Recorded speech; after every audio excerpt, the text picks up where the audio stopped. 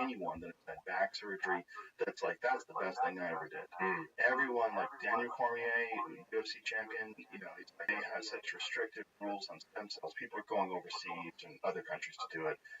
And I have some friends that run a clinic down in Tijuana, the Cellular Performance Institute. And I know many people, including a good friend of mine, my friend Shane Dorian, who is a world champion surfer, who's had pretty severe back problems.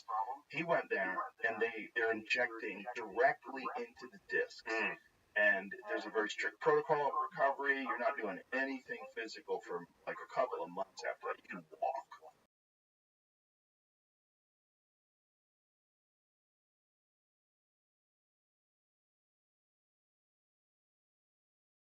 Essentially, they don't want any stress on the back, anything that's going to impede the healing process.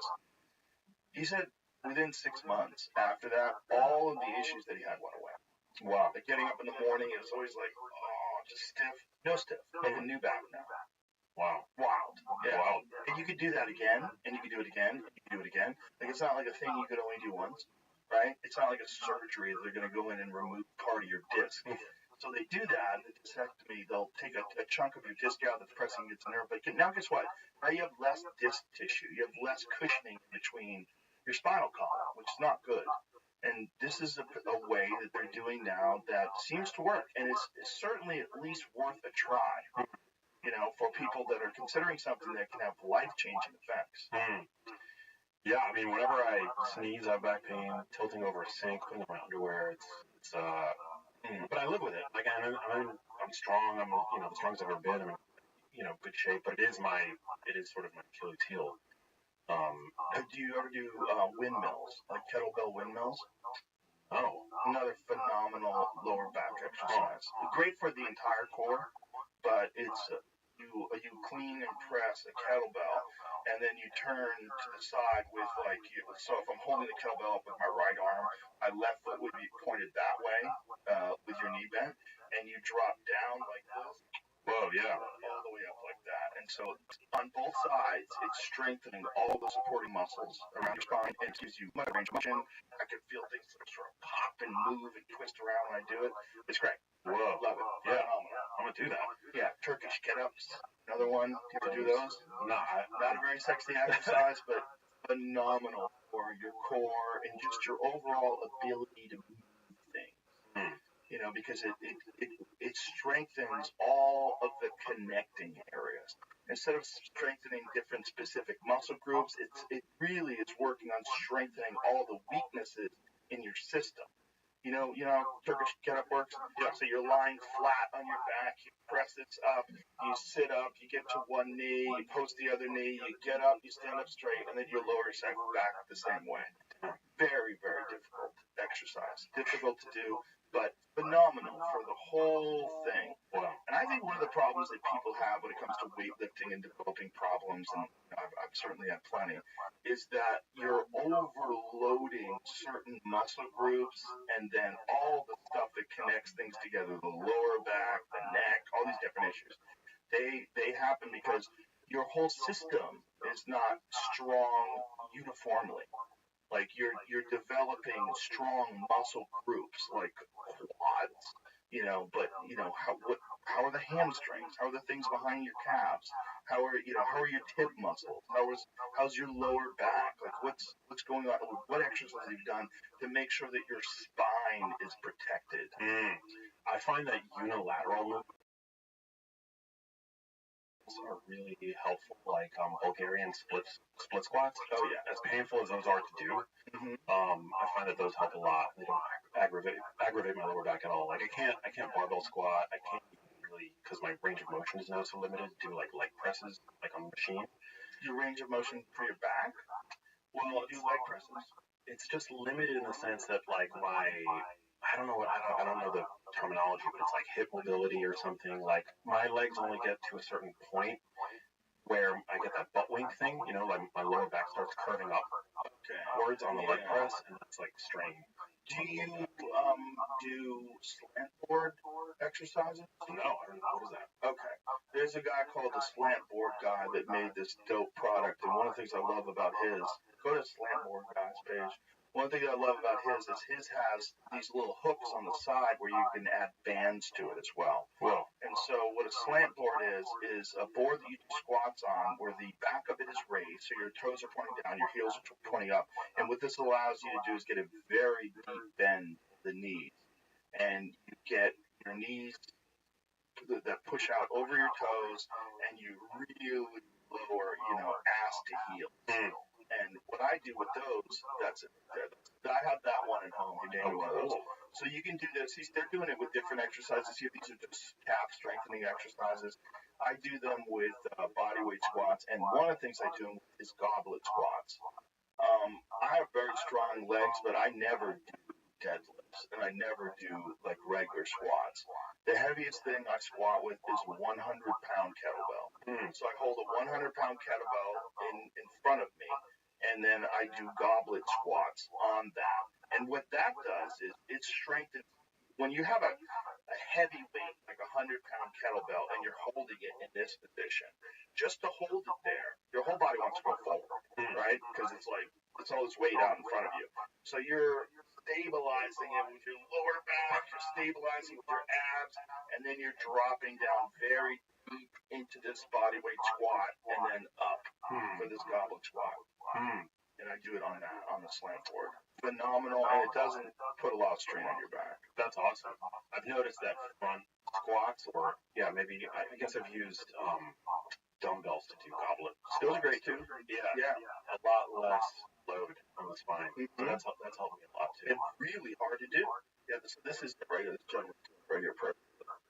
So he's doing a bunch of different variations of it. So he's doing, he's going side punches. So the goblet squat is there. So he's got who's this guy right here?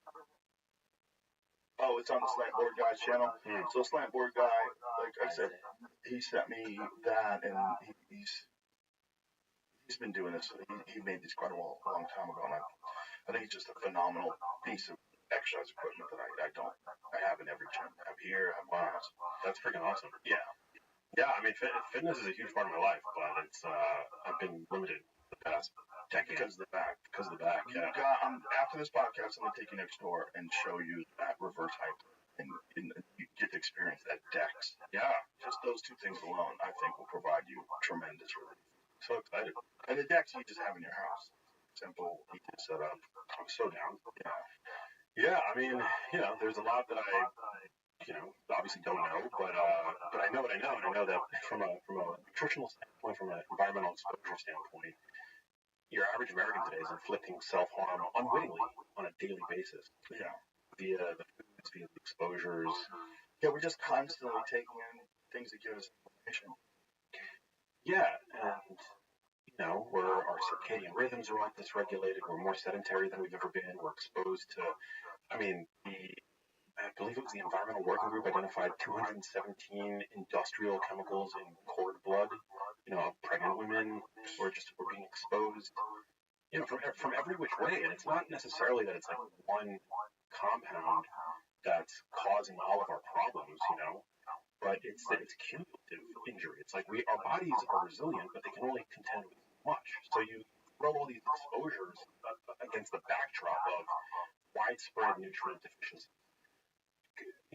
unprecedented sedentary behavior, chronic stress, poor sleep, and it's a recipe for chronic disease. And it's not, to me, it's very clear as to why so many of us seem to be suffering. And it's very difficult for someone who's swimming in a sea of that to figure out how to course correct. Yeah, and to quote unquote detoxify, which has become one of these contentious words now on social media. Granted, maybe possibly for good reason, because it's used to sell detox supplements and things like that. But our bodies can detox. We just have to make sure that we're giving our bodies the right raw materials to do that. And that's actually one reason why I think, I'm not a carnivore dieter. I'm a big advocate of consuming grass-fed, grass-finished meat. Huge protein guy, but I do think dietary fiber plays an important role in terms of helping us, detoxify, release some of these compounds when we go to the How does dietary fiber play a role in detoxifying? So the three primary means in which a body detoxifies is via peeing, pooping, and sweating. And when you release bile acids into the gut. With those bile acids come compounds the liver has essentially deemed has marked for removal from the body.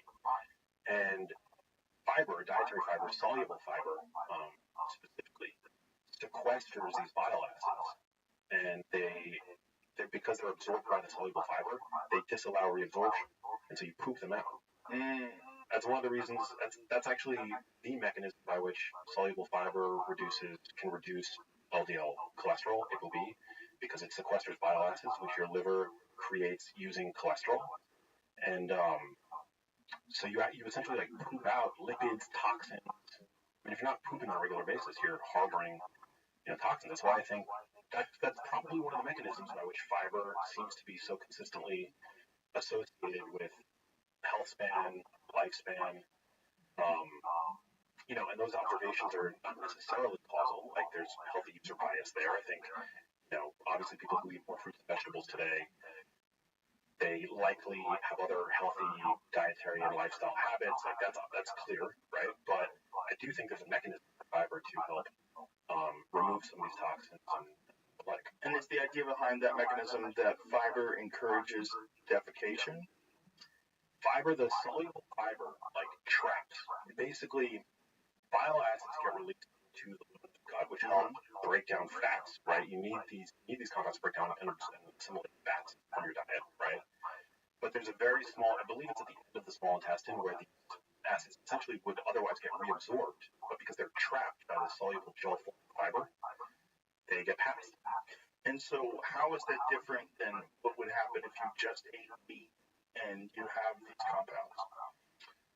That's a big question mark, but I think that's something that is not often discussed and should be discussed. One of the potential benefits of fiber is the fact that it helps trap toxins in the gut, and meat does not. No, meat is a low residue food. Meat is largely absorbed in the small intestine. I mean, when people, the bulk of stool is made up of fiber and dead bacteria and cells sloughed off the epithelial layer of large intestine, small intestine. But yeah, fiber is generally what makes up, the majority of stool. And if you just eat meat, then what is your stool? Well, I've never personally done a carnivore diet, and I'm not a gastroenterologist, but carnivore dieters say that they poop fine, but I think it's a missed opportunity to not be getting fiber in your diet. I don't think that the carnivore diet long term is optimal. Short term, and also I will say that people that see reprieve from awful conditions like Crohn's or IBS or whatever these autoimmune conditions are that people who adopt carnivore diets, like I would never say stop doing this diet that's supposed to be helping you. Like I would never say that. So the primary function of fiber that you think is beneficial versus having a carnivore diet is the fact that it can absorb these compounds inside the gut, whereas if you're just eating meat, that's not going to happen. Correct. I think that's one of the benefits of fiber. I think fiber has a few benefits. So for one, fiber is satiating. It's not as satiating as protein, but it does mechanically stretch out the stomach, which turns off the hunger hormone ghrelin. So fiber containing foods are satiating because it's are beneficial because they're satiating. Two, for this lipid regulation, hormone regulation, toxin removal function that fiber plays. But then three, fiber seems to promote gut bacterial diversity. There are some studies that suggest otherwise, that it's not necessarily the fiber, it's fermented foods that play a large role in promoting gut bacterial diversity. But we know that fiber feeds gut bacteria, and as a result, we get beneficial postbiotic compounds like sodium butyrate, which is anti-inflammatory, feeds cells in the gut that use it as a fuel source. So I think there are a few benefits to fiber consumption. I'm not like one of these I don't think that fiber is the primary thing that we should be looking for in the diet necessarily. I prioritize protein. I think a protein-rich diet, there seems to be many benefits of that. And fiber is not an essential nutrient. But it does seem to do good things in the body. So I'm not anti-fiber. Yeah, it's one of the weird arguments from the carnivore diet side is that fiber is not necessary. And when you see these people that have been eating nothing but meat for 5, 10 years and show an alleviation of all sorts of symptoms and different autoimmune conditions and different issues that they've had, it's interesting. Totally. Well, first of all, there's no such thing as a one-size-fits-all diet, and plants, people have different tolerances to different plants. It's red meat, for example, is much more well tolerated by the vast majority of people. I mean, there's a complication of Lyme disease known as alpha-gal syndrome, where people develop a sensitivity to red meat. But by and large, red meat, provided you're producing enough stomach acid, you should be able to. Is that officially Lyme disease? Or I thought it's from Lone Star tick. It's a different. Yes. Yeah. I believe you're right. I'm not 100% sure, but it's associated with one of these tick-borne. Yeah, my friend had that for a year. And it actually went away and then came back again. Crazy. Yeah. For a year, he couldn't eat red meat. He was allergic to red meat. I feel for those people. Yeah, it was rough. He's a hunter, too. Wow. Crazy. So he's eating chicken. Yeah. I mean, I love my steak, but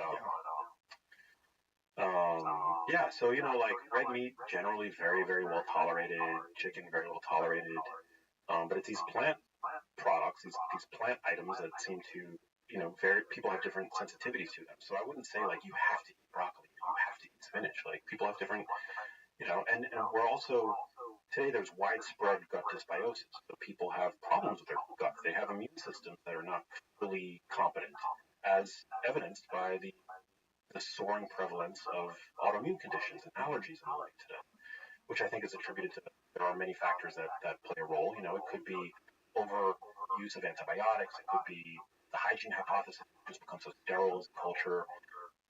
Fewer people today kids are being breastfed or being born via C-section. Travel can play a role. You travel to some foreign country, you get an infection, that changes. And so I think we have these sensitivities that are not surprising. But I think by and large, for most people, these plant foods have a lot of good to offer. That the benefits, generally speaking, outweigh risks. I'm glad you brought up the overuse of antibiotics because there's a very interesting case. That belt on the wall up there, the Abu Dhabi Combat Club, that's the most prestigious grappling competition. And the guy who won that is the greatest grappler of all time. His name is Gordon Ryan. And he's a guy he's only 20 years old, which is really wild. And he hasn't been beaten in forever. And it's not whether or not he beats people, it's how he beats them. He's that good. He's one of the most dominant athletes in the sport of all time. But he had staph infection, which is very common amongst grapplers. It's very common. People get a lot of staph infections. Well, he was getting it so often that he was essentially on antibiotics for a whole year, and his gut is fucked up real bad to the point where he's constantly nauseous. He's seen a bunch of different doctors. They've tried to fix it a bunch of different ways, and no one can really figure it out. When someone has developed a really destroyed gut biome because of antibiotics and long-term, really irresponsible long-term use of antibiotics, what can someone do to try to come back from that? Yeah, I mean, most people would reach for a probiotic, but there's actually a study that came out a couple of years ago that found that probiotics after a course of antibiotics, I believe the antibiotic Cipro, actually delayed recolonization of the gut by healthy bacteria. How so? I don't know, but it's just the microbiome is a big buzz term, and there are still so many more unanswered questions than there are answers. I think based on my assessment of the literature, and I've written about it in my books, I think that the best thing to do would probably be just to slowly get back to a diet that contains that contains fermented foods. I think fermented foods have been shown to be really supportive of gut bacteria. Kimchi. Yeah, that's what I love. Yeah, more so than probiotic supplements. I think kimchi. I'm a huge fan of natto. Raw sauerkraut, raw pickles, you have to make sure that they're raw, not pasteurized. But yeah, that seems to be really helpful. And then essentially just feeding, because what you feed, you breed. So eating. He has a hard time even keeping food down.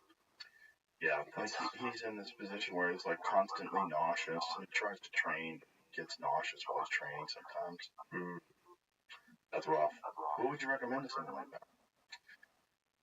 Yeah, I would say, I mean, it depends. Some people do really well on low FODMAP diets, like these fermentable carbohydrates that include fiber, but also include other specific carbohydrates that are fermentable.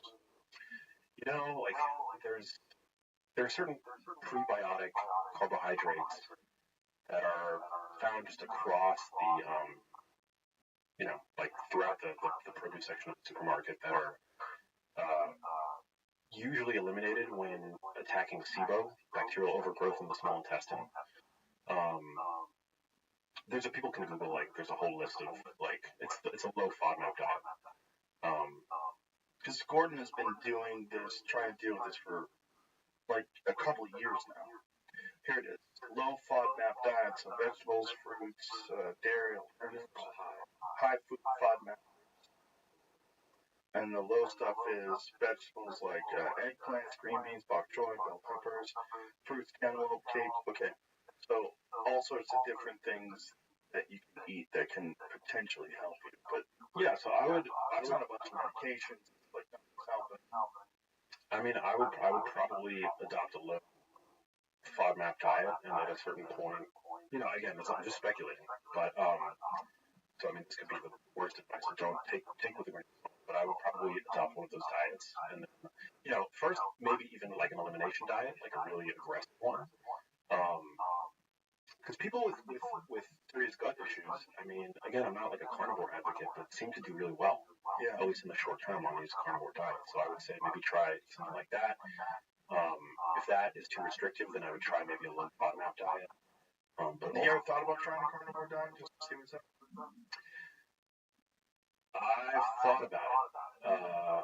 I would do it. I have nothing against it. I would do it. I just, I enjoy dark leafy greens. I think there's benefit in them. But just to see how I felt on it, I would try it. But it's very interesting. Yeah, one of the interesting things. You do it every year, right? Yeah, I pretty much do it most of the time.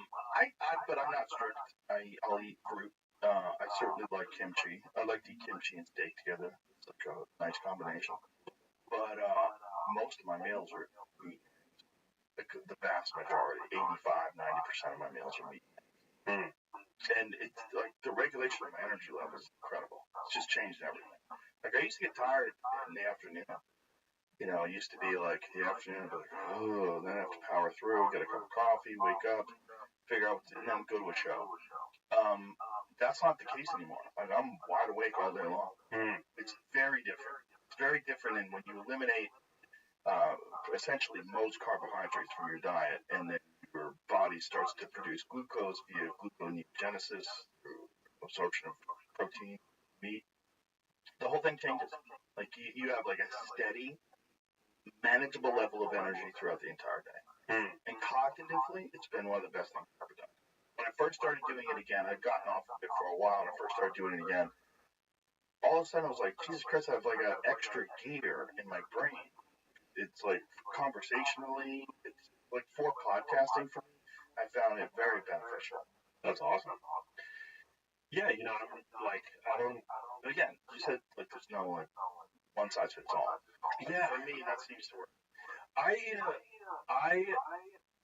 I would consider myself carnivore adjacent in the sense that I am a huge fan of, I think red meat's a health food, which I know, saying that in itself is a controversial statement today.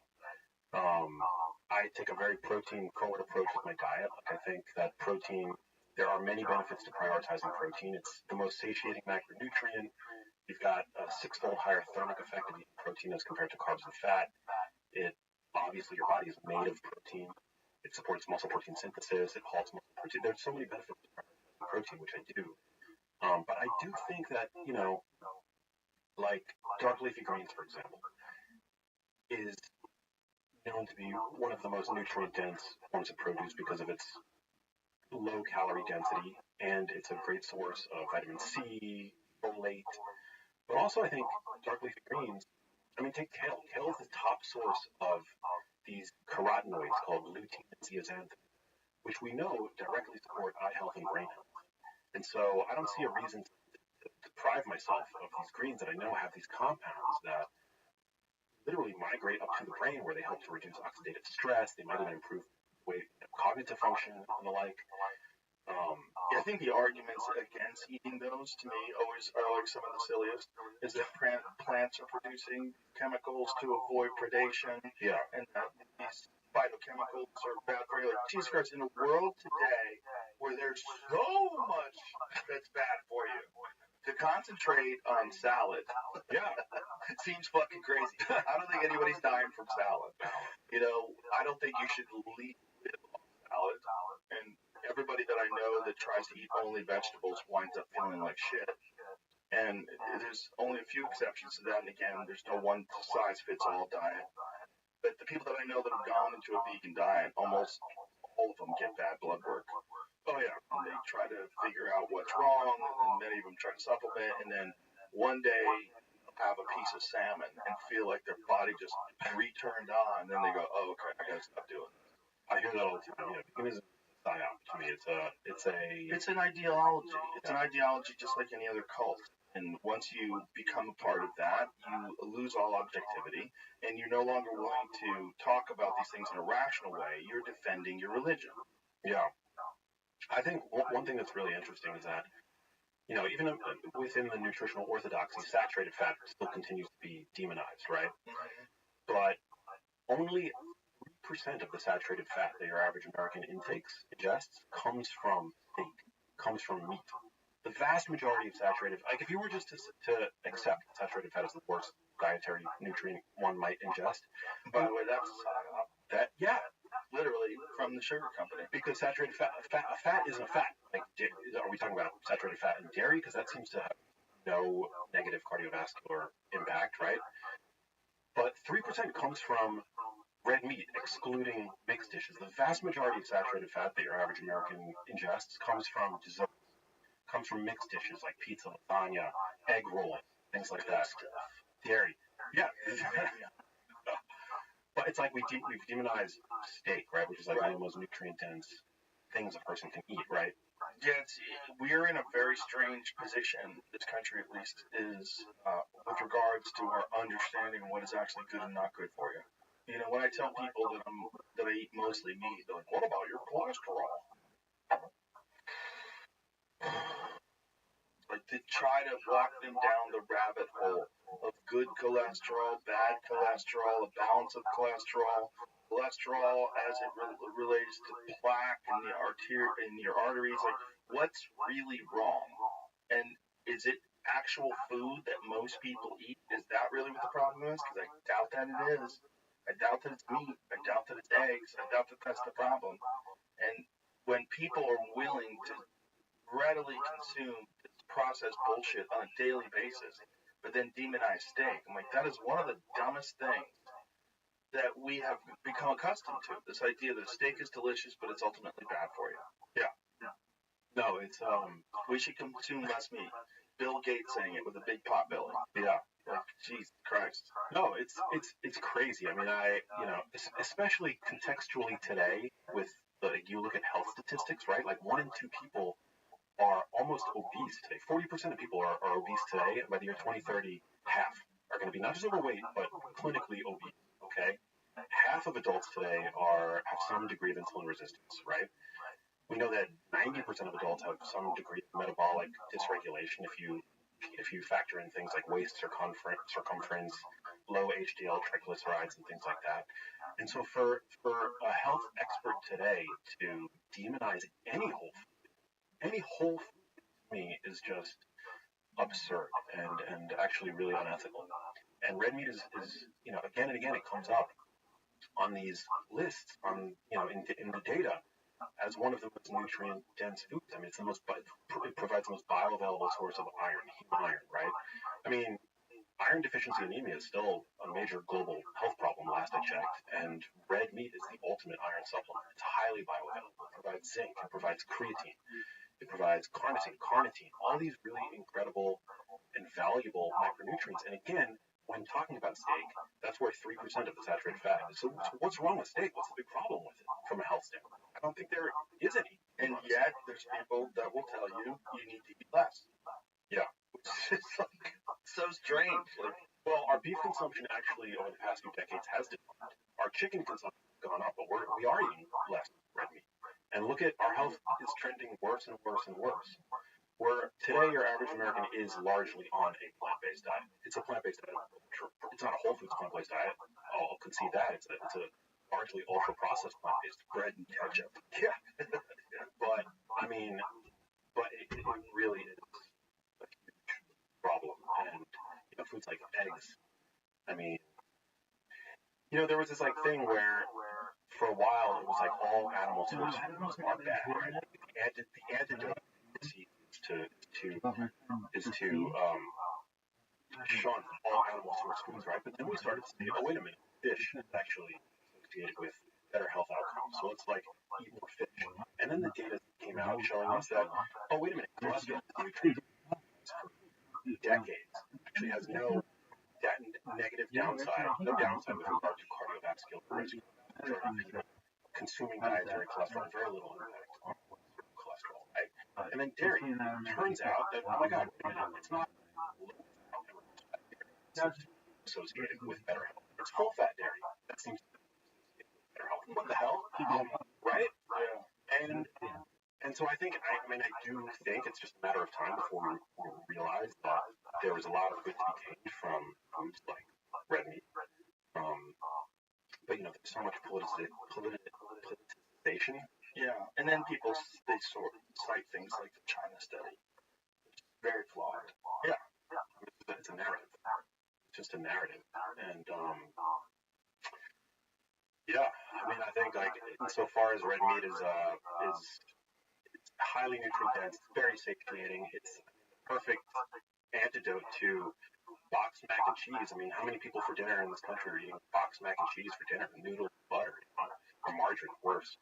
And I just think it's a huge shame. And I grew up in a household that was largely, my mother had a bias towards vegetarianism. She wasn't a vegetarian. She ate chicken. She ate occasionally fish, but she was very concerned about heart disease. And so she, growing up, we were like, I never saw her eat red meat.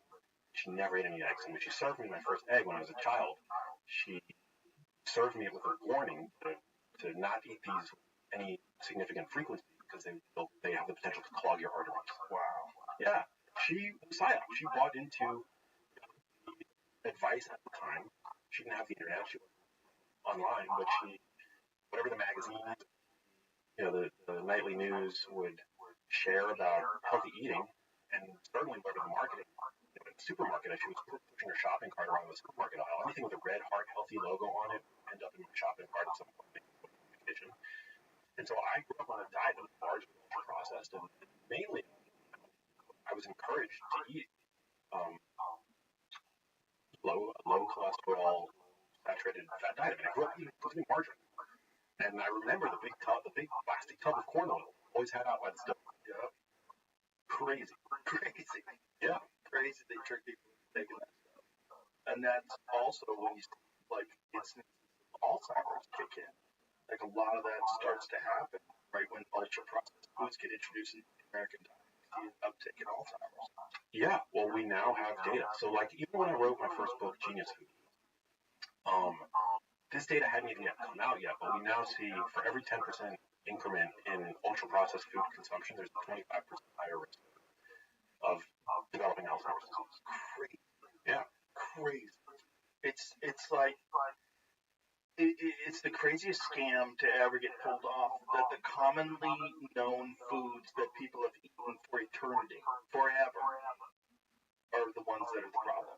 And that these ultra-processed foods that have recently been introduced, recently been introduced into the American diet, those are the things that you should gravitate towards. And you still have these personas on social media credentialed social media personas going to bat for them. Yeah. You know, acting as apologists. And getting paid. Getting paid. Just the dark part of it. It's like they are committing a crime against humans, an information crime against humans, and it will result in those people taking choices that are negatively going to affect their life. There was 100%. There was an umbrella review just published. People can look it up. Ultra-processed food consumption linked to 32 negative health outcomes. In this review, they looked at all of the available research linking ultra-processed foods to negative health outcomes. They couldn't find one single benefit of ultra-processed food consumption. It's all bad. And again, I think it goes back to the fact that these foods are, we tend to overconsume them, and they're a route of ingestion for these, for these forever chemicals and the like.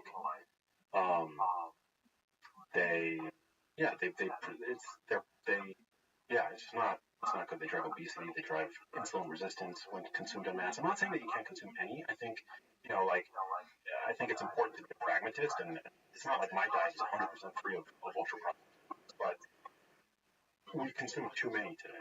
I think part of that is the fact that we're not adequately taught. It's never informed consent. Not adequately taught how these foods behave, and it's very unfortunate. Well, I think people are more aware of it now, fortunately, because of people like you that are spreading this information, and people hear podcasts, they get it like a adjusted sense of why they've been informed, and that's a new thing, and the ability to access information from unofficial sources now, it turns out to be real information, very beneficial. That's a new thing, and so in that sense, for us, but boy, yeah, there's so much shit you have to deal with. And so many people are just their informed idea is so incorrect that in order to shift that, it takes so much effort. And then they have to deal with all the people around them, like, oh my God, cholesterol, oh my God, you're going to get this, that, you're going to have a heart attack, you're going to have a heart attack, what? Yeah. I know there's so many competing voices and misinformation out there on social media, and fear-mongering today. I mean, fear-mongering with regard to animal source foods, which I think is a problem. I mean, as I've said, I'm not a carnivore dieter. I think it's just it's really insane that today anybody would fear-monger on, any sort of whole food. And I think that really, I used to be more interested in what's the appropriate, for example, ratio of carbs and fats to one's diet for optimal health. And I really do think it's, for most people, the big lever, dietarily speaking, is to reduce your consumption of kinds of foods, what are essentially vending. Things you can just sit on a shelf for everyone to be able.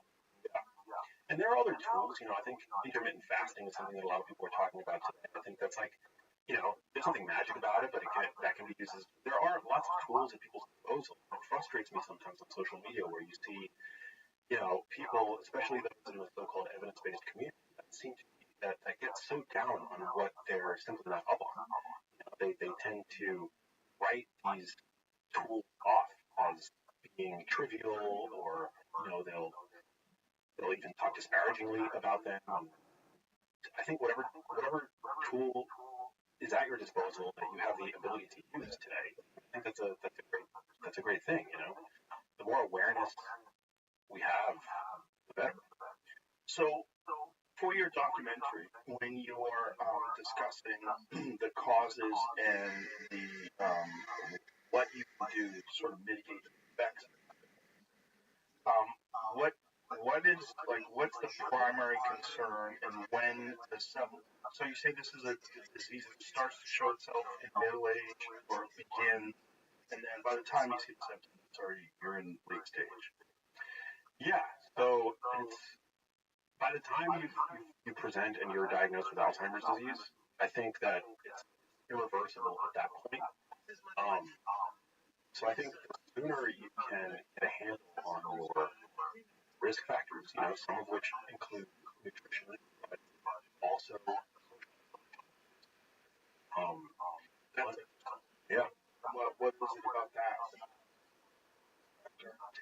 Well, I mean, there's an 80-year-long ongoing study at Harvard that found that loneliness toxin on par with smoking cigarettes, drinking alcohol. And, I think are, first and foremost, we're social beings. Why, the unit is born half-baked. Continue our development present months.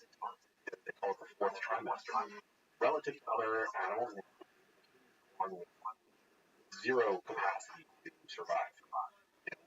We need them around us. And so I think it's just hardwired as who we are as a species. We are social beings.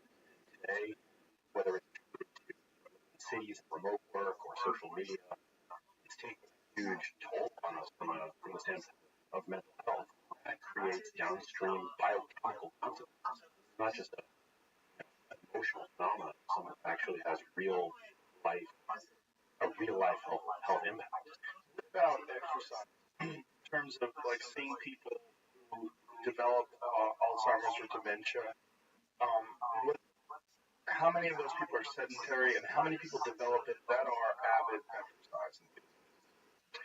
That's a great question. I mean, exercise is medicine when it comes to the brain. When it with regard to the epidemiology of exercise to risk, I don't think that's clear. Also, older they tend to become more sedentary. We do know that exercise does have a impact, even just light activity. Is there an instance or like a measurable decrease in people that have dementia and Alzheimer's with people that are enthused that have never stopped exercise? Like people that are like 70-year-old marathon runners. Yeah, I mean, people with greater cardiorespiratory fitness, particularly in midlife, seem to have reduced risk in late life or an Alzheimer's diagnosis. Because again, it's about being healthy in midlife. That really seems to be so midlife obesity is associated with increased risk for Alzheimer's disease down the line. Being actually heavier in late life is associated with lower risk because people tend to become less well nourished as they get older. So the obesity and Alzheimer's disease connection is actually quite interesting. So midlife obesity is associated with increased risk for Alzheimer's disease, but people who are heavier as more frail in late life seem to be protected. Interesting. Yeah. So just by virtue of one of the things I've always said about heavy people is that, boy, if you can get that person to lose weight, they're going to be so strong because they'll be carrying around all this weight. Yeah. Like my friend Ralphie May. Ralphie was, how big is that, Ralphie? 455, right? Maybe 500 pounds. Yeah. Easy over 400 pounds. Wow. The guy had these massive legs. I was like, Ralphie, if you could just lose weight, you'd be kicking holes through people. Like your legs are fucking machines. They're carrying you upstairs. Like I couldn't walk up those stairs. Whoa, what? Ralphie May used to weigh over 800 pounds? I don't know if that's true. Ralphie might have exaggerated that. He was a little bit of a freak. That's like worthy of TLC down. He got down to 350. Interesting.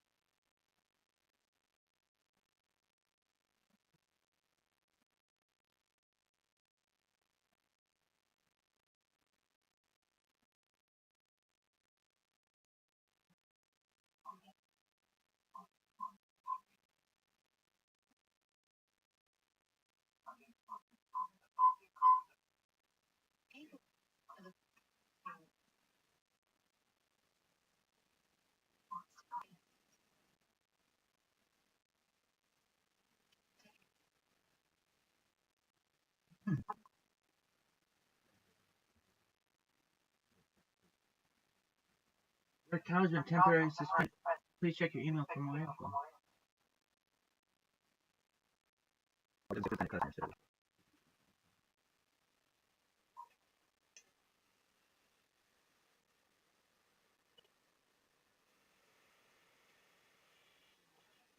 God, all these motherfuckers.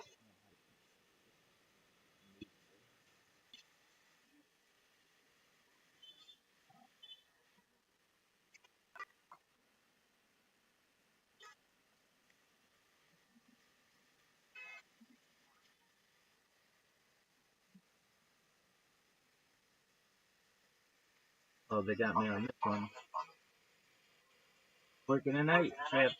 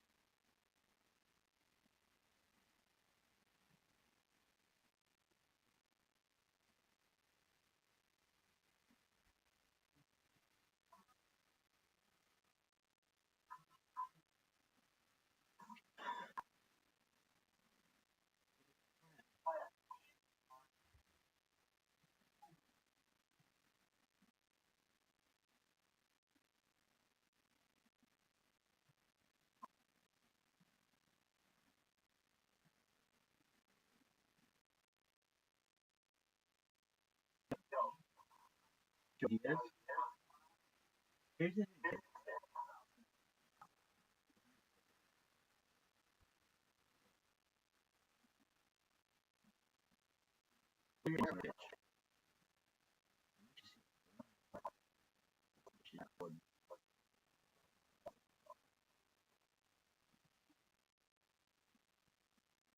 on here, I'll just look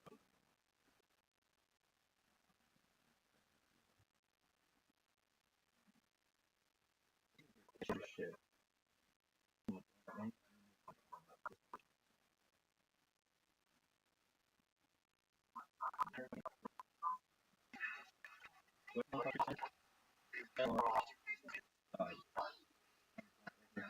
Shit. Okay, on Rabbi thing. Let's see it. Let's see it. 1, 2, 3, 4, 5, 6, 7. Hell yeah. 12, 13, 14, 15, 16, 17. Shit, woman. Oh, ass. All day. All day. All day.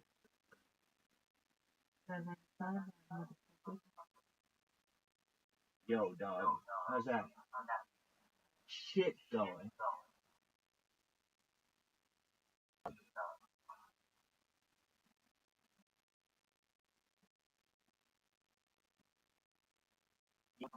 Good idea.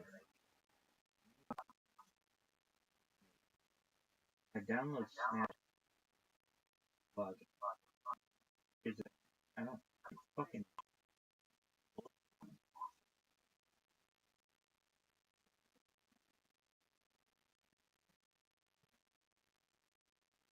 What to think?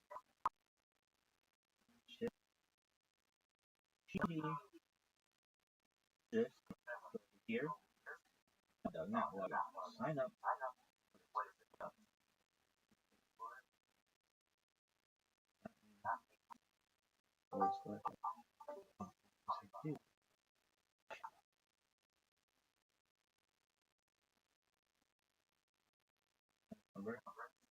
Discord.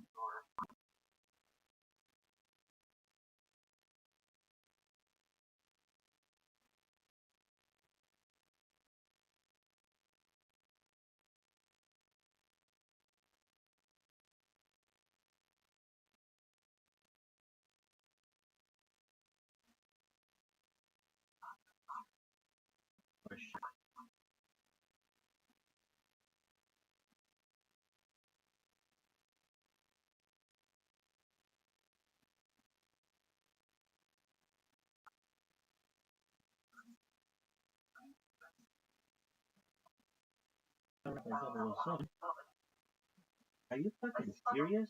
You try fucking. Oh shit. Copy? What are your thoughts on all of this? Take my bit, militia. Creating amazing. All amazing. Fine. Go. No, I don't fucking.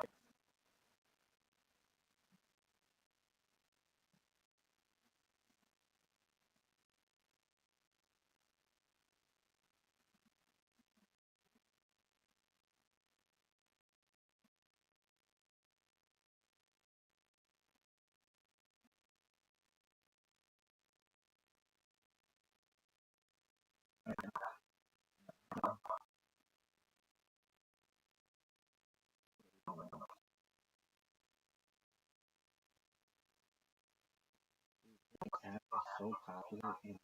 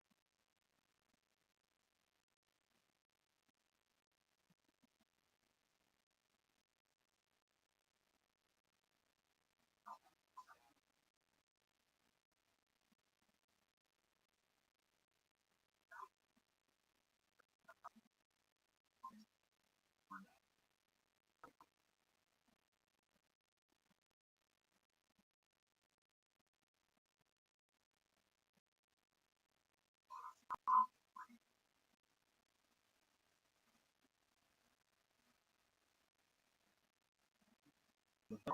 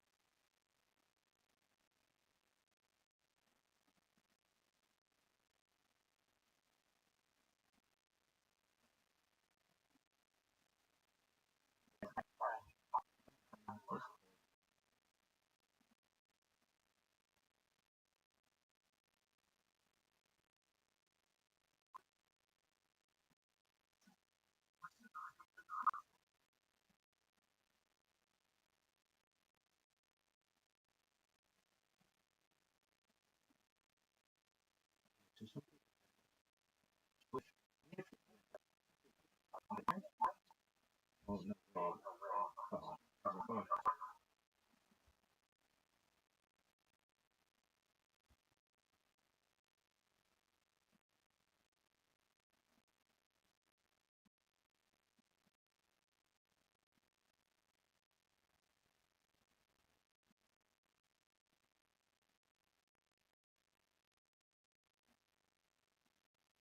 How many people do that? I think about this. How was it?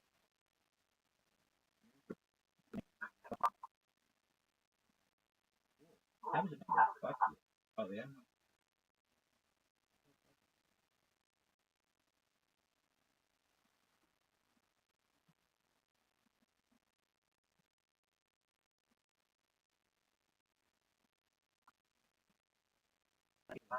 Fuck yourself. Oh, shit. You got that everyone's a fan.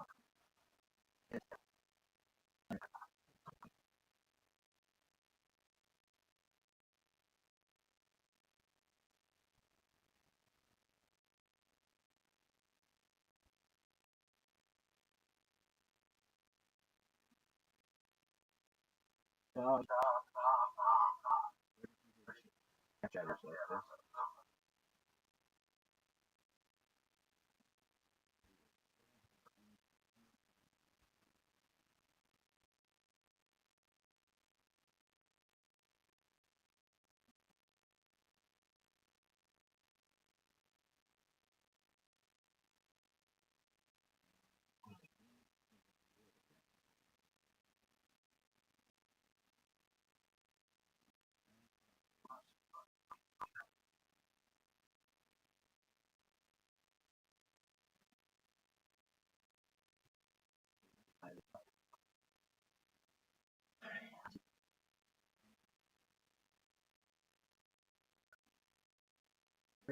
Chat.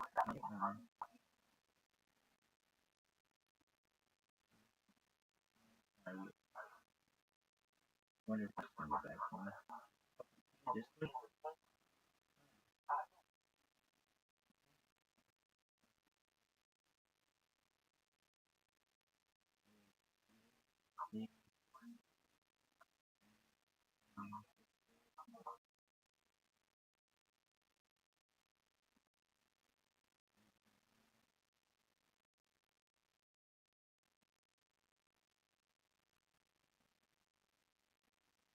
I stream I like the world peace.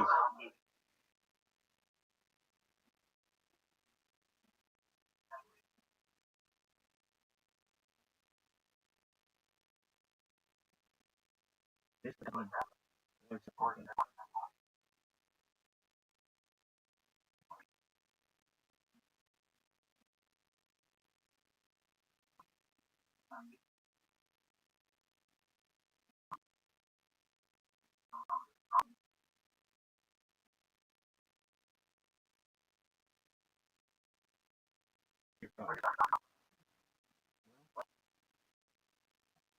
Potential that I could fuck up.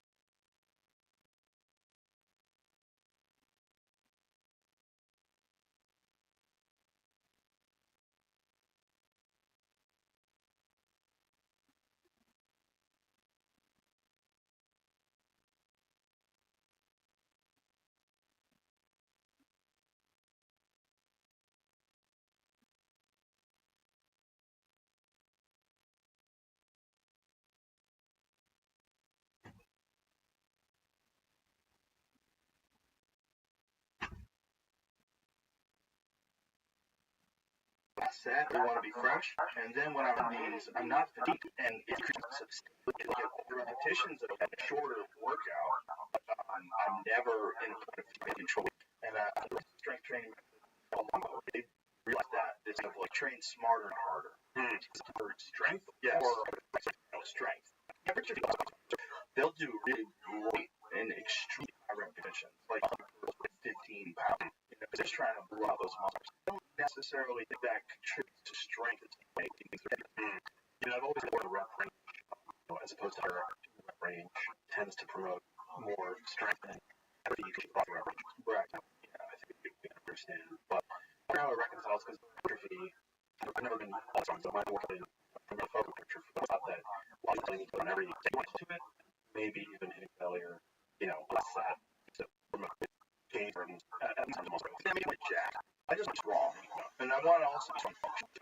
I mean, not and the ball. Familiar with this concept of hypertrophy?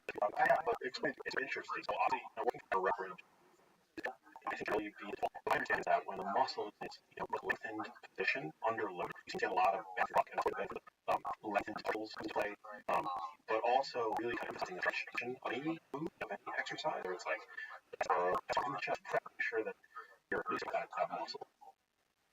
There seems to be a lot of reward to be gained from that. as opposed to like what's maybe most of the we see for the best fly, where I think this research is starting to suggest that you actually get more benefit from like stretch. Teams are really fitting that. They really as a motion and carrying that kind of velocity, on through, every lift. I think there are some like certain exercises, like for example, preacher curl, like I've seen, generally, that sort of like a big stretching for the neck. Because all the time, especially with the line, you're vulnerable. You get a certain amount to hear. You really feel in the beginning, you get have enjoyable range. Like, I'm not an expert. I'm a student of put it into practice. So you can complete the full range of motion, but not just maybe throwing it to the floor.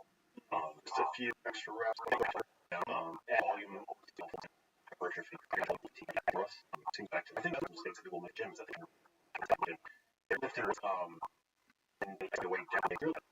And they're not only weight that's like heavy compared to you described, they're kind of composed exercise actually that was also adapt or something working it down. And then they want to get results. That's what people doing in life. You feel that, whether you're not just pay for it. I think it's more you get to what I do to share research with people in a way that's practical and read I share and just the whole landscape of science, which tends to be pretty polished. A lot of our new studies are pretty good, which has many flaws. We tend to overlook it and use it in outlining unethical. And so far as I provide more authentic, highly path for people, just to do a podcast, the Genius, super excited to work through. Again, I think we're done. I'm super grateful to be here. I have you. You are an important reason that it's a great to have people like you available to learn also benefit their so I appreciate you. LittleMBoxes.com. As of today, I have some cool time. I'm sorry, you guys. My heart so into it. And Genius Kid. And you were on Twitter. Absolutely. MAX.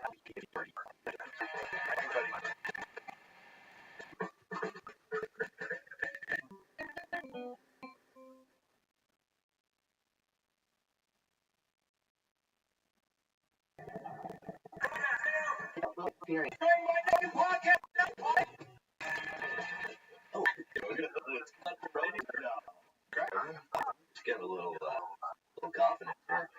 No small market in me. It's one thing that's worth. I'm peeing right now, dude. I'm just gonna do the bite down. R.A.P. Straight up pissed at his. He's so disgusting. Every time you see him, I didn't know what peas and things. I'm trying to get him to do it. He's in New York. He's here like 4 or 5 weeks. He's so fun. I love watching the comedy. He's just fucking cool. Yeah, he definitely. He's got trouble. It all comes out in the little. Yeah. He's a wild boy. He's on. I like the slow kind of. I like that. Yeah. They put me and him on it now. Yeah. What is the? What do you see like? I'm here. I'll say it. This is what it is. I've been a 60-year-old Jamaican one. It's the fun thing. It's fun to be a Texan. The other day on the street said, goes, I can't. I was like, how long have you been out? 2 weeks. Wow. This is when I was 17 years old doing improv. I went to college. Yeah, I was bailing on it. I did like a class. And I was with the actor. We were together. Wow. And I saw this acting stand up, and I said, Dave, this is what you do with your life. And I go, okay. I picked up smoke. I was like a gang. I was throwing me down. I was like, people think I was a fun on stage all the time. And so I did it. Yeah. That's cool. It's so radical. Because most of the time, it takes one person to see.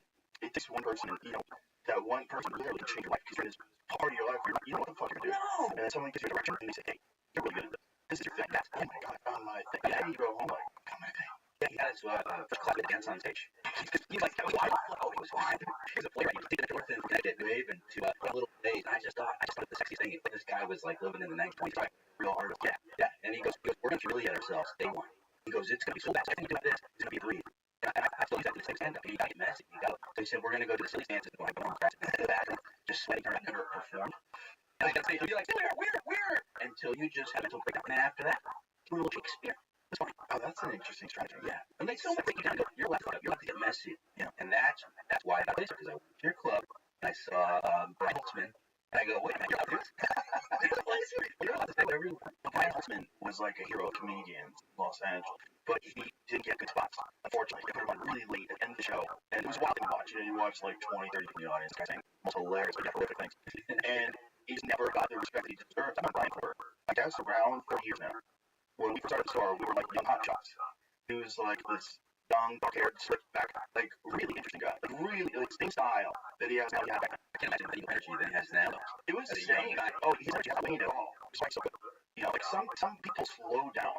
It sucks. It sucks. They slow down. You don't say anything to them. Okay, hey man, you gotta pay. Yeah, what the fuck are you doing? You're too casual out there. I'll say, yeah, you're like too tired. Yeah, you're fine.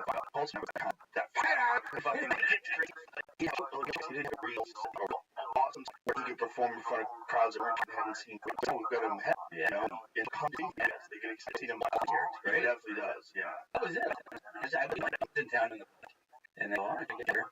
I did the Boston show. I was in the car in New York, pulled on the Texas. I moved there. Made him an offer. Insane. He literally was there. And the next day, they took your offer. Wow. I know Ron was like, he's like David. I said it yesterday. He said, Festival Week. And the next show, my fucking. Oh, this is whoever you don't know. You think, oh no, this is right. Go for it. Yeah, you got a couple. Fuck up a little less. It's just like taking chances, going for things. The first time going on stage, it's like moving in here, business, what this podcast requires. And I was recording in LA, and for people that want to come out, I was like, this is move. And then open it up, I was like, this is going to be fun. I'm like, what's going on? Things that that's what you practice. You're out 4 times a week, and then to the road with you. That's great. That definitely helps a lot. Hey, Jesus, it's great. It's very important this year. Where's your bullshit? It's like drunk. Yeah, it's like drunk, and you have a show that night, and then you have another show, and you fly home, get drunk, fly home, because it feels like when you're home, yeah, it's one problem with your yeah. I don't know, shit. This is available. There's no occasion available for this. This target was court. Just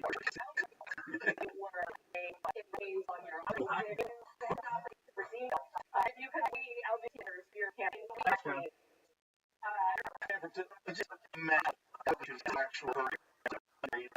It's like he may read quickly. He may read mentally characters famous like still like just does the fuck talking about. Yeah, this show when Wilson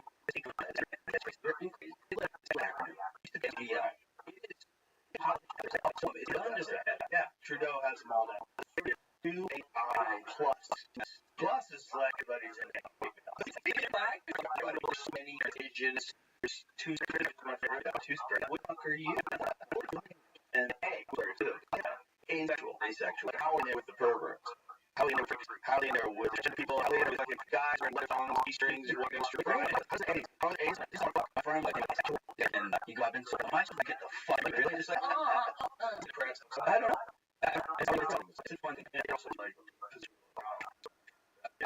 George Bush is like if he and I was the HGTV to take folks, since him down, I used to go to war and it was secret. Yeah, the only thing to see how we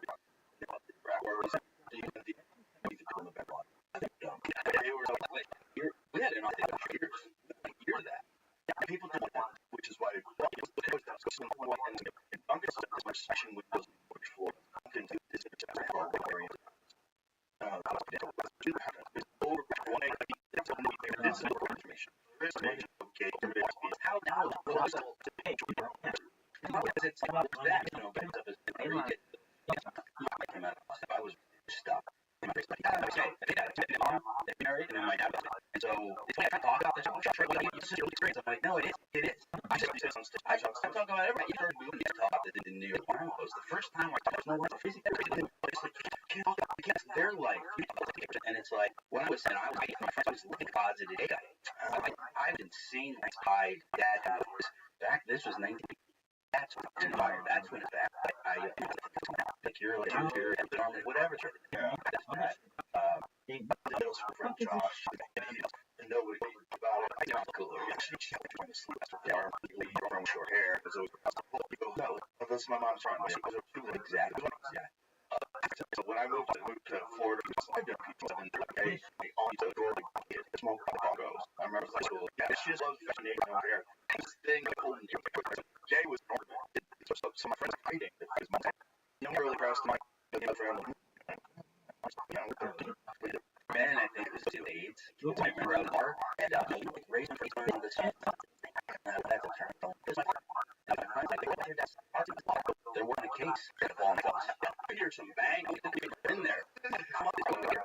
Back then, it was not that. When did everybody figure it out? I never looked at it. My super mage. Like, I say, yeah, I was the Terrible. Yeah, I'll go ahead now. You got space. I need something. I was raised to him. It's hard. There's no reason. No. Always bad people. It is even like fine. It was there. And like you kind of he just builds it and then he does do that. This is different. Maybe just to see people who behave exactly. Yeah. Well, they're the loudest. Oh, is it? Alright, well, it's city. Scored that. Scored that. ABC.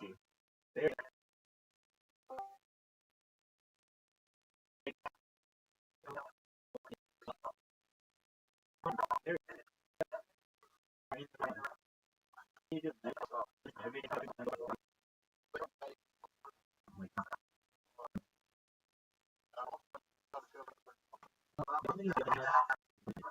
I have one and I did that thing. The boy for protest broke in Los Angeles. And I had it on camera. So I'm thinking that I realized that because I put this thing on camera, get all this commotion, and no one saw, but it started happening. And and I had the see, she's saying 20 seconds to correct. Not, I think it's for like 4 women, but I certainly have it in and after on, so why make it's not on the film. I have it, and I didn't June, actually, 2021, like 30, hold on, I'm doing hold until, I said on Twitter, but I had mentioned somewhere on I have, like, Los Angeles, and I'm getting 10 miles out. Pretty well.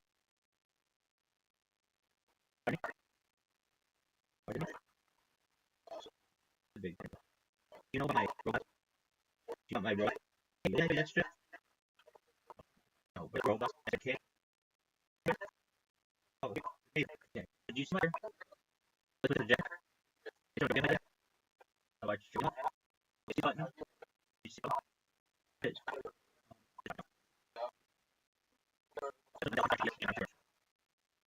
And the only writer in the house is perhaps he's you know, he's an ad how do you do him and this guy I can't remember and so here hosting this now we can see it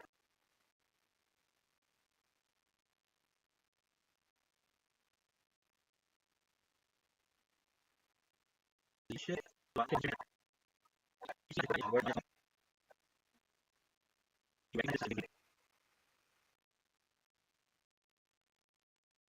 this is a robot. It's funny. It's creating clips. It's probably click with Discord link.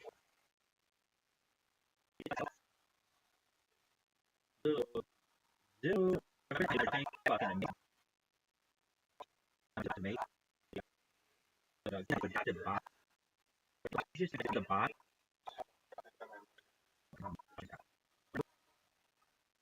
It's a It's like my ordered. It's really beautiful. Yeah.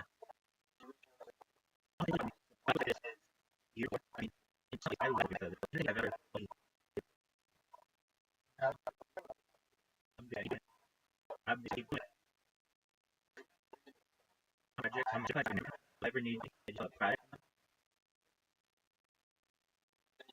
Oh yeah, definitely. Particularly with yeah, definitely. I mean, in some products just by creating social media accounts or different. It's pretty much the coolest shit of all time.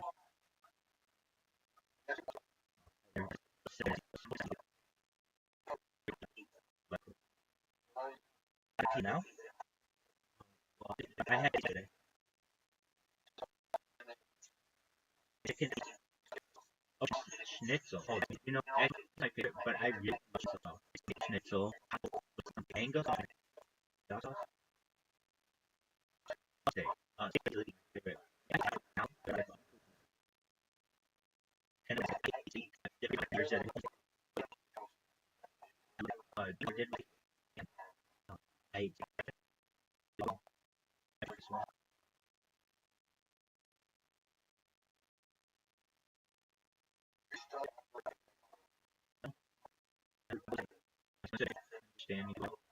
and a whole combined like small creator, something interesting. Big time creator sees it and reposts it. That's how you go viral. You go viral by you post something that you think someone who much bigger in order to have observed by repeat.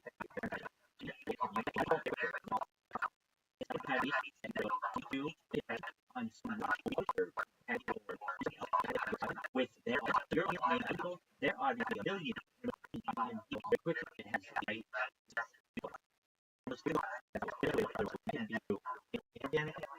Small creators they take click on the post,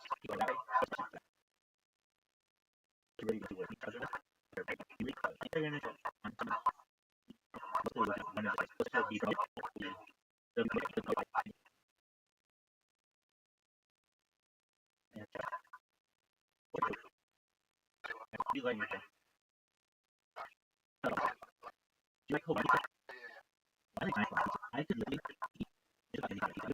I like my favorite I call obstacles like mushroom, even for pineapple, white or people.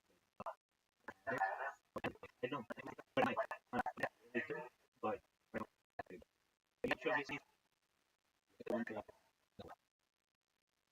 what I'm saying my first started having a try. It's weird. I don't know if it's the most time. It's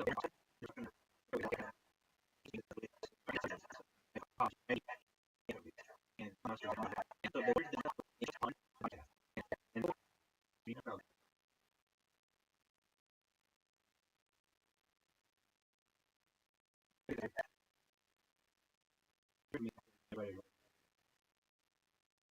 I kind of feel bad because you don't get the majority of people from here often. Like nothing that you know, it's been very long time, but you don't think I was just you get for in very practically wow. If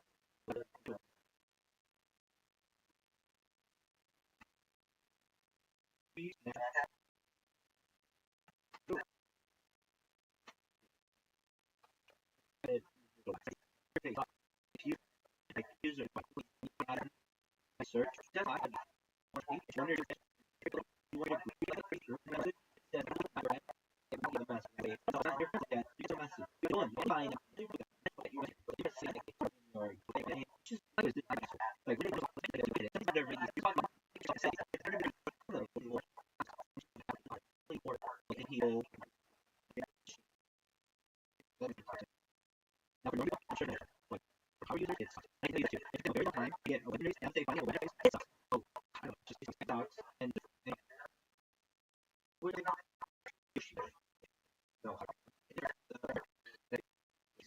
everybody great name for a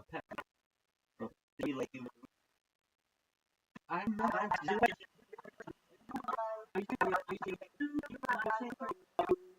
She never was like.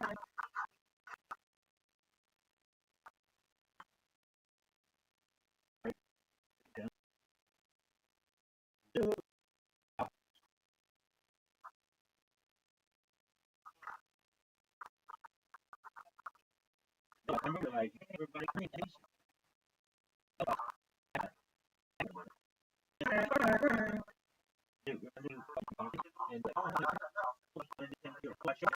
Well, there's an inspiration of financial control and influence on election. The reason why a lot of some of the rich people in the rich state is a lot of the money that they earn to make a business to grow is activation, whatever. That's the one that's really makes it. And it's battle social, you know, like they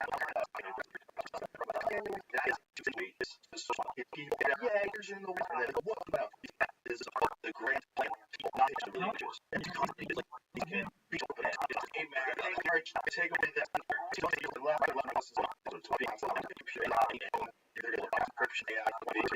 he was talking about what's that kind of harassment? He talked about how it breaks.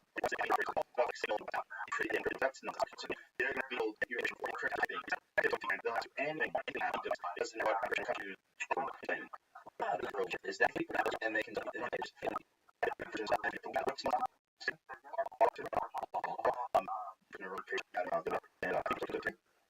And very interesting for the parallels went down for a few minutes and totally bad.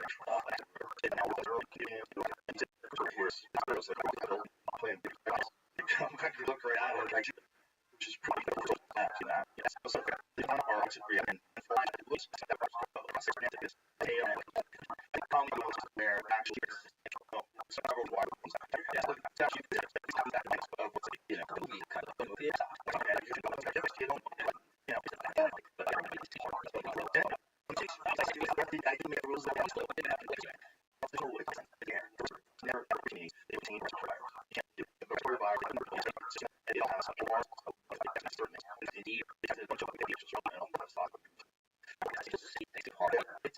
it's due, but it won't look something, right? So the math work. You were out in public and you did a COVID thing, and it wasn't some sort of measure that made you feel safe. Like understand what the measure of the mask, and so you know it's technical, but zero. And there's now more push on people. There's reasons for that are also. This viral disease. You feel it's not like that's that. It's not help. And then when people start, yeah, where do people shit? Yes, I think more red light is your water.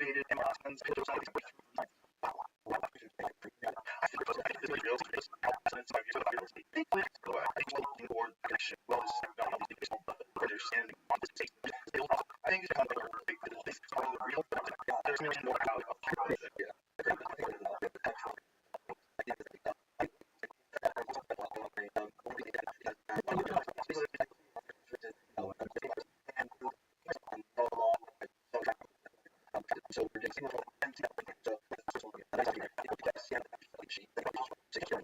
so a lot of the shows people have brain is literally just literally for so a lot of rats were rolled out and that led to some development flaws but it's because I'm a brain moves with your that's on they found those well every time people deal you it's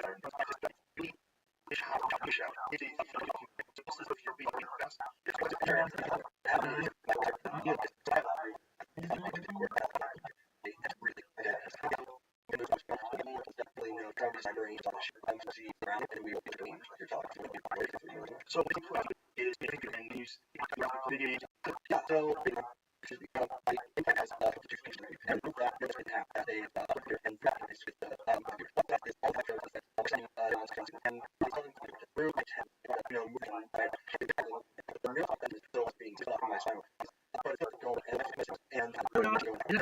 Yeah.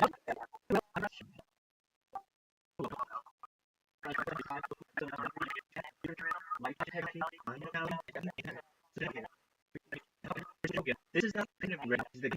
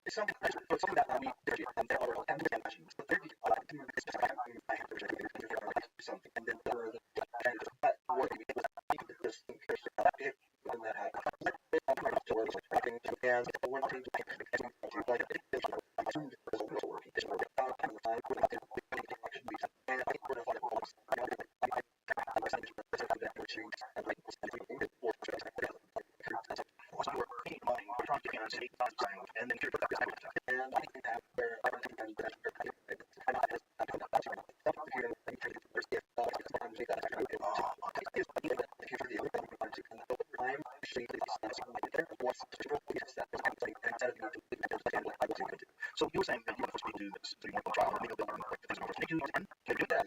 It's something that you know, and they seem because they introduce helping you know internally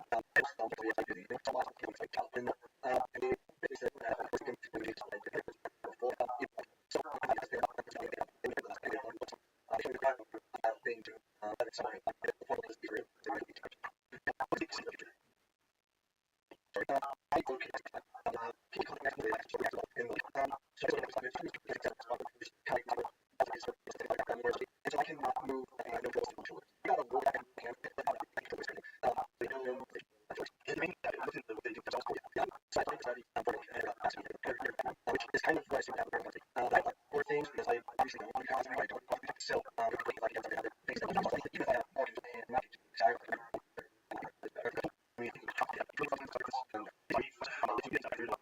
but what they're doing is they're looking at people in school and people so long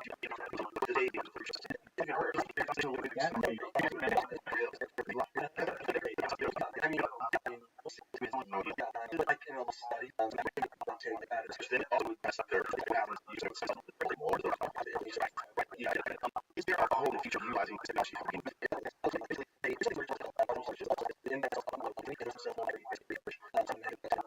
so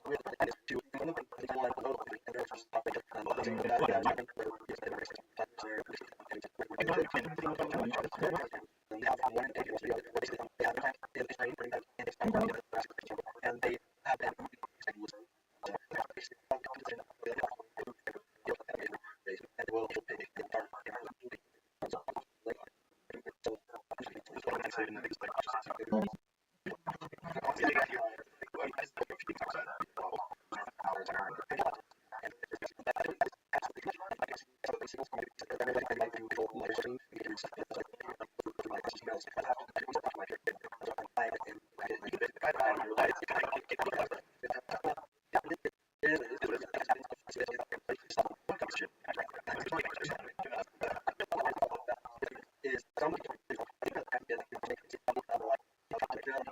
And I realized like you have to explain what they're trying to do. Oh, this is like okay, so it's a thing viral. Yeah, it's a infection. Just just the way that it's just so it's cheese. I didn't talk about it. You can do it. Here's the you know. When people talk about these people, see they're gonna be a hammer, and that's why I talk before. You know, just to put it to me when you're from. I want to say like it's a little. That's all. There is magic, and it really is. It's strong. It's out about your back.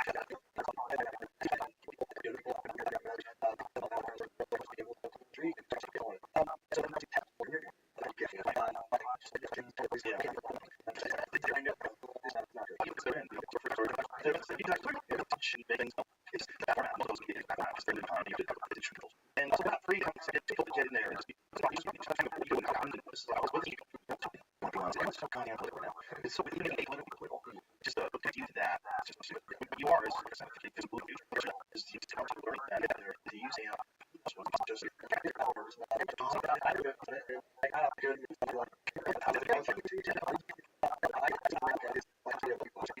I know obviously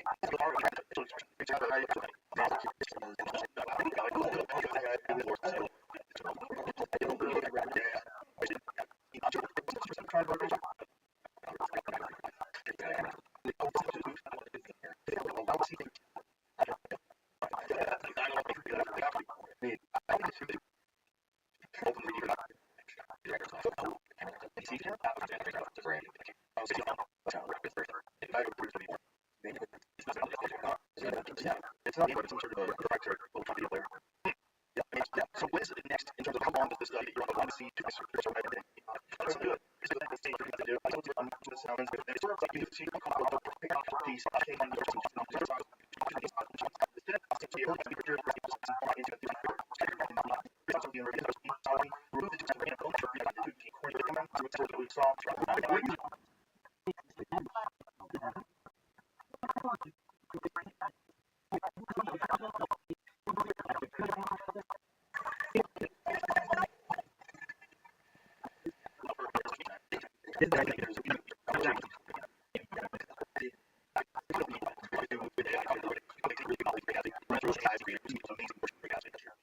but if we're talking about needs and technology, do you think that are great?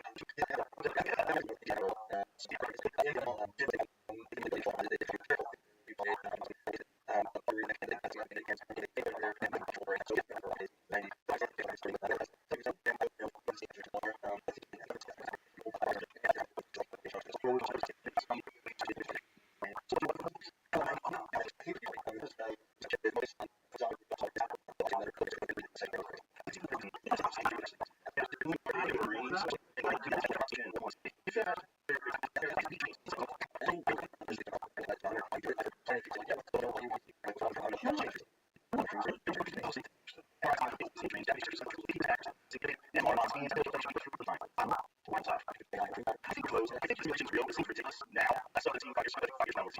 It's all I think we're slowly building towards that connection with all this technology, all these new images, and all the greater understanding of quantum physics and space and all this. As they build all this stuff, I think it's become more and more likely that this is more real, but not real. Yeah, neither ascension nor like actual reality, a hybrid kind of thing. I think really excited about this really is how much I'm just about rainforest. Like that is I think I mean the things like that also the thread going on there. One of these things that happened is because I don't know if you heard about it. So basically there's different threads in my brain with 15 electrons on each, and over the course of a month we saw threads retracting my brain. And so we were going to see along and it gets me out of my brain tangent. So at first there's one and then that in order to get the scan there, that'd be such a big machine that it would probably destroy me. So the catch so a lot of data that we have shows they were being the brain was literally just under not the doctrines for sensing anymore. It would be neuron spikes. So a lot of threads started to go up and that led to some undefined performance for a while. They could fix that way. But some of the reason that happened is because the brain moves more than it which sounds so bizarre. Like for that, because how the brain moves, like, I feel like that should be something that's all you need to do. I don't think that yeah, so with the brain moving important it's just supposed to be and yeah, it's just about the movie. It's on the show. And I'm not going to be really supposed to that's pretty excellent. People are the brain range. And then this pulsation of human brain technology. The human brain pulses every time the heartbeat. So you find just within this month, your scientist you need a shower, so what's the heartbeat? Your heartbeat like fast. You have to pull fast. I'm tired. So I my head just really but yeah, so things like that, which more people like then we can search more and we'll see something around him and then we'll get to it's really music my pleasure but around the picture. So what this technology is you can interface with your hand, you can use keyboard, you can type your mouse, video games. How does it work? Yeah, so basically if I have a Bluetooth connection and group app registered in that they have upload computer and that app computer, what it does is all the electrodes with sending neurons back to them and through my I'm trying to move my hand left right up.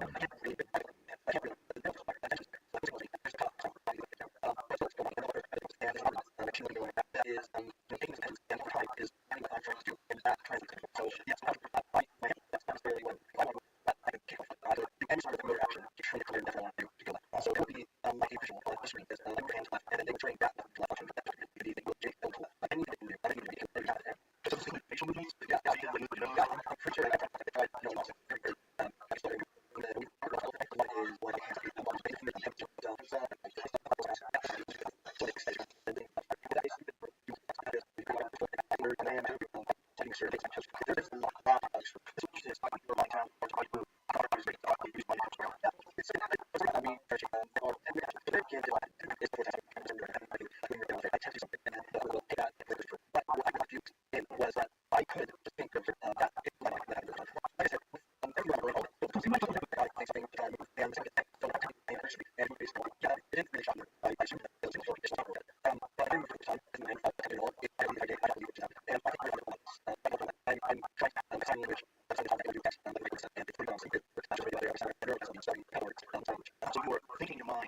to make the sign language, and then interpret that language. And I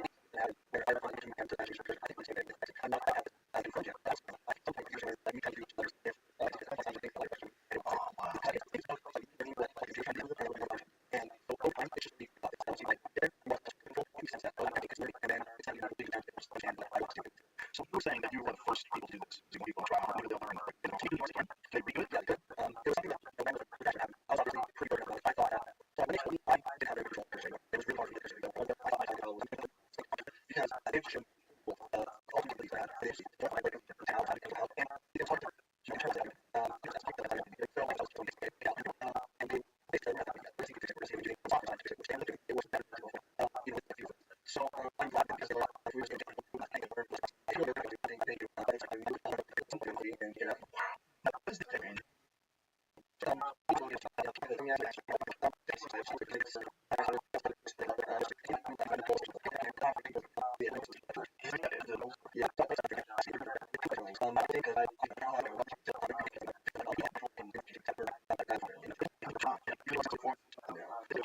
And others that you're not aware of. They're leading and heal you. And I